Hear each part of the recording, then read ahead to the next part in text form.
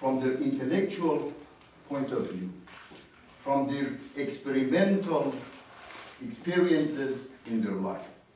They look at the text on the basis of their gender, on their value system that they have been raised. They look at the text under the time in which they live, and go on about all the conditions that one person is brought up in the society, culturally, religiously, politically, theologically, and so on and so forth. And with all of these elements at work, somebody reads a piece of work of Baha'u'llah or look at the Quran or the Old Testament. And here is the fact of the problem, that the writer is not with us anymore. We are created differently. We receive our outlook, our attitude, our education in different forms and shapes. We look at the text in different ages, and therefore we have different opinion about a certain text. And there is no way to come to a complete, united attitude towards a certain text that we have. Particularly now, I go back to this first element, to the writer. Some of the writers are plain writers. They use, let's say, 500, 600 words, and they produce a piece of poetry or write a novel or a short story or an article. Somebody loses 800, 900. It goes to 1,500, 2,000, and sometimes more than that. And when you have more words, and you create with more words, more ideas, the text becomes more layers of difficulties and problems. A text, therefore, doesn't have necessarily one layer. It goes to complications. When it's poetry, then you have different images. You have different level of expression. You have hints. You have hidden secrets in the words. And it becomes very, very, very complicated. And apparently, the only one who likes this style of complexity is God. Because usually, the Holy Scriptures wants to permit itself to be understood in many ways. So we don't have, in particularly religious and theological and philosophical text, one layer text. It's always multiple layered text. And when it comes to the language and the choosing of the words and terminology and the background of the writer and so on, it becomes a huge problem to understand a certain word of, for example, in the Quran or in the Baha'i text or in the Old Testament, New Testament, whatever you have, in literature. Then sometimes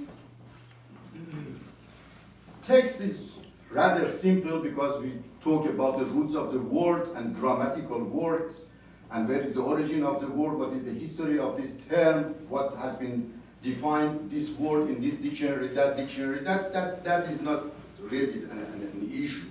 For example, we say کشتی شکستگانیم, I'm quoting Hafez, a certain verse for the Persian friends. کشتی شکستگانیم باد شورته برخیز. Okay, شورته, what is the meaning of this word? You go to different dictionaries, medieval translation of it or modern translation of it, and you have the history of the meaning of the word. When you go to a huge dictionary, for example, Webster or Oxford Dictionary, you see that in 14th century this word has been used in this sense, 18th century developed to this, 19th century is disappeared. You don't see it in solid words. A word disappears. It comes back with new meaning. Anyhow, this doesn't create that much problem. We have problem with the message. Message gets complicated. That what is the message of Isaiah and Daniel?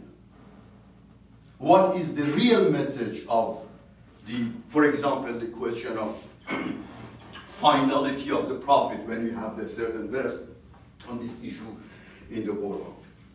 What the Prophet is going to convey by this term, seal of the Prophet. You see what is the point? You have the word which has a certain meaning and gives you the dictionaries, provide you the meaning of the literal meaning of the word, but that is not the issue. The issue is that what is the message behind this terminology that has been used by the Prophet. And then the message, you see that a text is written here, this looks at it and says that the message has to do with the kindness of heart of the writer. This person says, no, here I don't see the kindness. Message is not the kindness. Message is a sarcastic way of saying, but is covered with some kind words. When it comes to the understanding of the message, we have problem. For understanding of the literal value of the text, the problem is much less. Now, the Quran says that the Quran has been revealed in two different styles.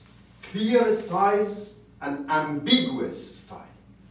Muhkamat and mutashabihat. These are two Quranic terms for those who know Arabic. Muhkamat and mutashabihat. Muhkamat means clear terminology. Clear terminology means those verses which do not provide big room for different understanding. It's clear. Wash your hand, turn your face towards the Qibla and say your prayer. If you have this amount of money, pay this amount as holy tax to the center of your faith. So for this kind of issues, the wording is rather simple and muhkamat. It's muhkamat, clear verses, and there is no discussions of interpretation. But the Quran itself says that I also, the Prophet Muhammad says, I also have mutashabihat. Ayat mutashabih means the verses which are pregnant with different meaning. And this mutashabihat kills you. What happened now? Because I'm talking about the historical background, I would like to come to this point a little bit and then jump to the question of interpretation in the Baha'i. We have in Islam, we have the Quran, and immediately as the second source for religious practices, for theology, for philosophy, for religious life, you have the second source, which is Hadith literature. You are familiar with this word, yes? Hadith literature, it means the oral statements of the Prophet Muhammad and the Imams or Caliphs.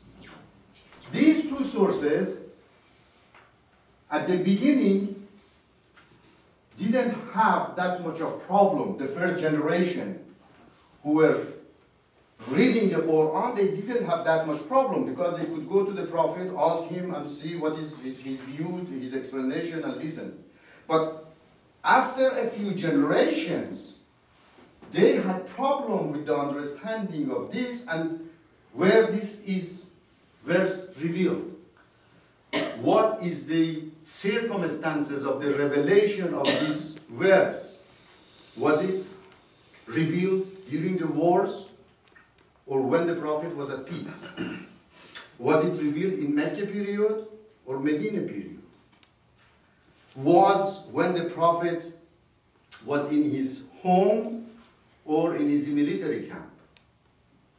Who were among the prophets when this was revealed? Because these are all the elements that help you to understand the message.